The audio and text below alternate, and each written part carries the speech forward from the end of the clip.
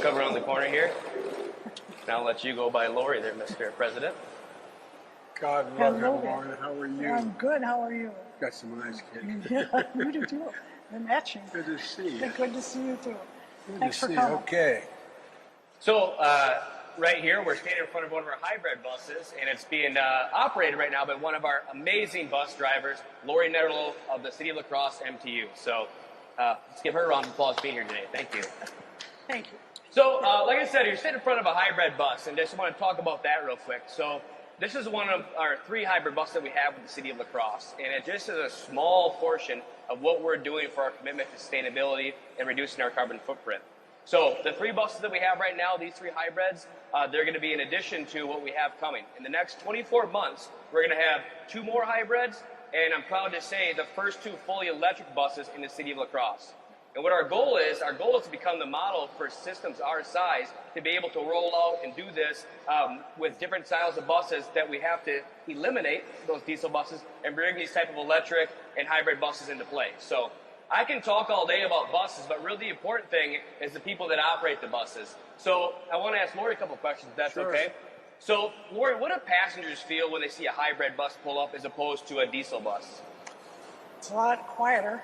A lot quieter, right? A lot quieter and doesn't have that diesel smell. Right. The fumes and the emissions are a lot less compared to a diesel bus. Right. And I guess more importantly, for you sitting in the driver's seat, what do you feel like when you're driving a hybrid bus? Same thing. It's quiet. You don't have that diesel smell. And one thing that we try to do is when we're doing any type of swap of buses, we try to make sure that we get the people that actually have to operate them day to day. So I guess, is it safe to say the union and the employees are excited for more hybrid buses? Absolutely. Yeah. Yep. So Not we're as looking forward excited to as that. I am. Yeah, absolutely. You know, I'm going to talk today, Lori, about this infrastructure plan. Yep. And a big chunk of it is hybrid buses. Big chunk. Yep. And, you know, what people don't realize is you got 450,000, for example, school buses out there. We're going to turn into electric buses. Right. But guess what? All those kids getting on those buses, they get those diesel fumes like you do. Right. Significantly causes asthma, air pollution, a whole range of things. So not only is it better, runs better, and we're putting in these charging stations as well, God willing, if we pass this bill, but it's going to change the way in which we get around. And they're so damn quiet. And I just was at the factory down in the Carolinas, and it is really amazing to see. And you know, I used to drive a bus, Lori, when I was in law school, school bus, and in the summers for summer school to pick up extra money. And I had we call Delaware chauffeur's license. I could drive tractor trailers as well. But but it was it's going to make a big difference, and I think you're going to like it. I really do. And I'm really glad you touched on that, the plant in South Carolina, because actually that's where our buses are coming from. Yeah. And to talk about infrastructure, what we're doing here in La Crosse, we're not just planning for these 2 buses here. When we do our new infrastructure in a bus barn, it's going to be piped and the transformer's going to be large enough for future growth. So this isn't just for show to put 2 buses out there. We want to make sure these 2 buses are integrated in our system, and then in the future, we have more buses to grow.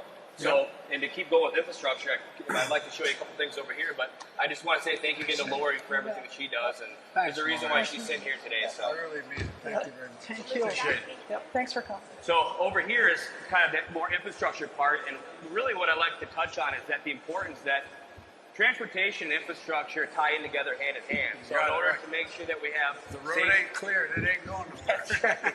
and you can ask Lori, she'll tell you, a safe and reliable road makes a big difference not only for the maintenance of our vehicles, for the ride for the passengers, but also the operators and their health and safety and well-being. So we have the man perched up here. This is Michael LaFleur. This is our street superintendent. Don't jump, Michael Flora.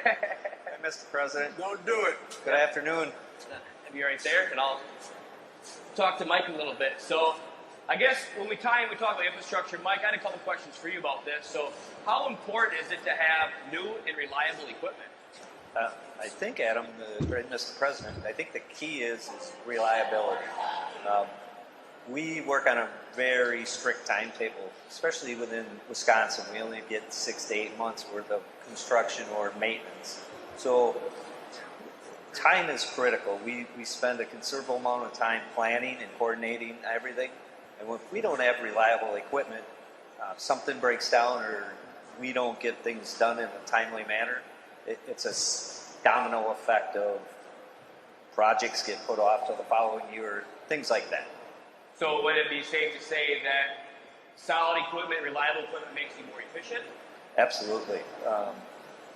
Reliable equipment is key because it's just when we're not getting things done, it snowballs. Tell me, what kind of winter did you have last winter? Actually, it wasn't too bad the first part. The second part, they made up for it. So what are you repairing the most when you're out there in the local highway system?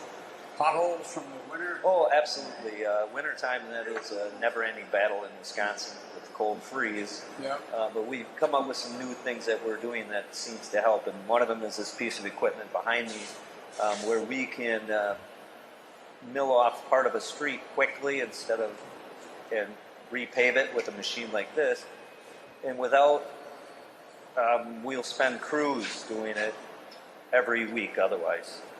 And I'll just say selfishly, what I look at is their time that they're able to respond to emergencies. So Mike talked about those well planned out projects, but you mentioned Wisconsin winters, right? So in a matter of a couple of minutes, a road can split, a road can buckle. And for our bus drivers and the passengers that are trying to get to work, trying to get to medical appointments, they need to get there. So the response time of our street department is something that we're looking for, that advancement and that future growth. So when we make a phone call, we know that they're there and they have the equipment to repair it so people can get back on the road right away. Now, this doesn't relate to your day-to-day job, but what is the situation from your perspective in terms of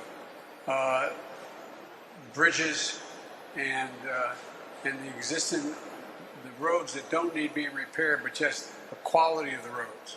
We have a lot of money in this bill, a lot of money, and you got a lot of need for a lot of bridges, some of which are in tough shape in this, I don't know about this town, but in this state. And so how much do you worry about that? Oh, I think that's our major hurdle right now is at least here locally for us, is bridge maintenance, road maintenance. I can't speak for the utilities, but I'm sure there's part of that in there. But definitely our infrastructure maintenance, that we lag in that. We need to improve Well, by the that. way, everybody around the country does. Big time. Yep. Over 10,000.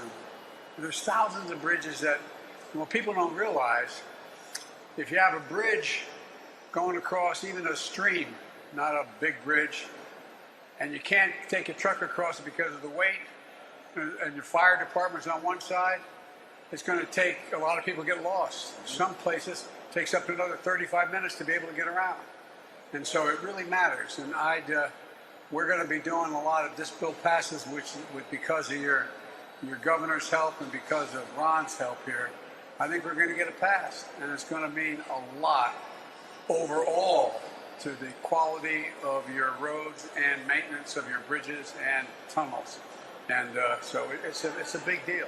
And there's a lot of departments that are excited about it. Not just our street department, our buses, but our police, our fire utilities. Like Mike said, the domino effect, that if we can get this fixed, we can do a lot of good things citywide. So I appreciate it, Mike. Thank you for that time and that explanation. So, Mike, stay safe. Oh, Is this absolutely. piece of equipment? yes, it's called Yes. the zipper right here. Tell you what, man. It's a lot of weight, isn't it?